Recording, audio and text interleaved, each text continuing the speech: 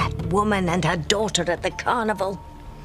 I had so many more nasty things to do to the pompous hypocrites in this town.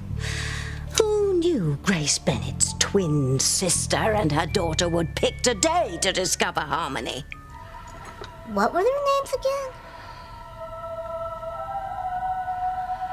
The woman's name was Faith.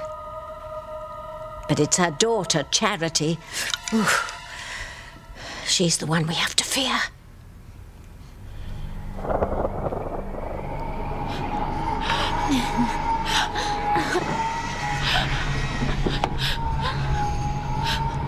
Help!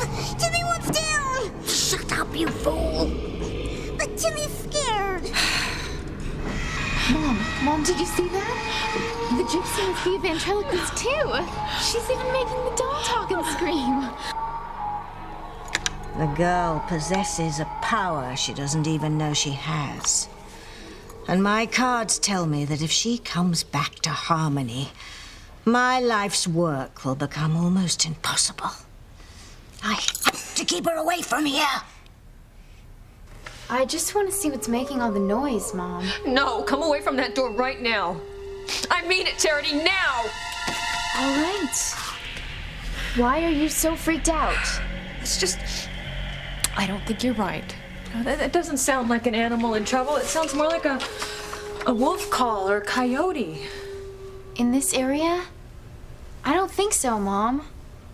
Well, whatever it is, you are not going out there at this hour. What's that? A cross? But why did you hang it on the door? Why not? Charity, it makes me feel better. You know, I believe in God and everything, but don't you think that sometimes you take all this stuff to ward off evil just a little bit too far?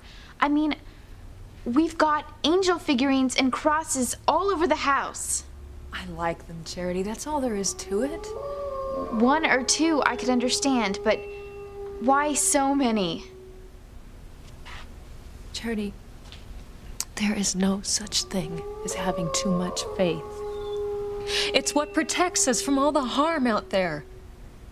In fact, I would feel much better if you would wear this. Oh, Mom. Humor me? Okay. But nothing's going to hurt us, Mom. Think about what an amazing time we had at the carnival today in Harmony.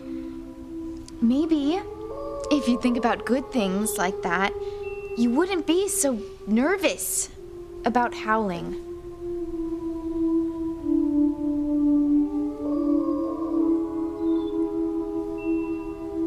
Jessica, no. You can't tell Miguel what I said about Reese being a geek. Gee, I guess I could keep my lips zipped, but that would cost you, Kay. No more blackmail. You make it sound so harsh. All I meant was it would be nice to keep your beeper for an extra month. You win, Jessica. It's yours. Nothing is going to stand in the way of my destiny with Miguel. Oh, spare us. One of these days, I'm going to get you back for all this. One day, I'm going to have the upper hand on you. I'm really scared, Kay. And I still think something funny was going on between you and Reese. I don't buy all that garbage about some bug in a tree. Whatever. You know, Reese is a nice guy and all, but can you imagine any girl going out with him? Talk about social suicide. I don't know, Kay. I've got it on very good authority that Reese will soon be going out with someone who thinks very highly of herself. A real catch, you might say. Personally, I think it's a love match. Like anyone would be that desperate. I wonder how Teresa's doing. I mean, she's always thought of the cannery as hell on earth. I know, but it was the only summer job left for her. I mean, at least while she's working and not dreaming about Ethan, there'll finally be some peace in my family. Miguel, could you come over here? I can't get this to work. Sure. Hey, Whitney. Teresa? What are you doing here? You're not gonna believe this. Ethan came to the cannery tonight. There was an accident.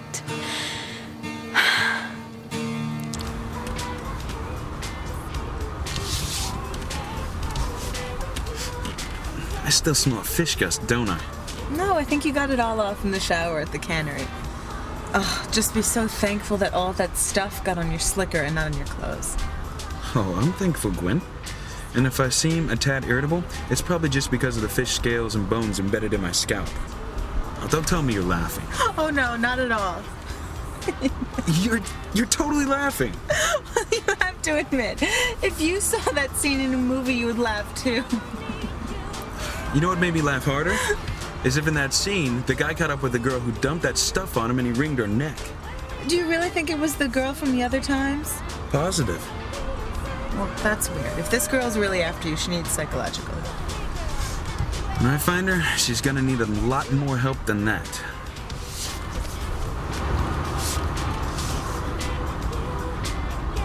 What's a police guard doing outside my house? Who fired the shots? Who screamed? I want an answer from one of you now. What the hell are you doing breaking into my house and brandishing a gun at me and my wife? I heard gunshots. You're mistaken. I'm asking you to leave my home. I'm not going anywhere. You know it's against the law to fire a gun at someone, Mr. Crane. No matter who you are, you're still subject to the laws of this state. Mother. Father, what's going on here? Ask him. So, we meet again. What's going on here, officer? Well, what's going on is that I'm arresting your parents.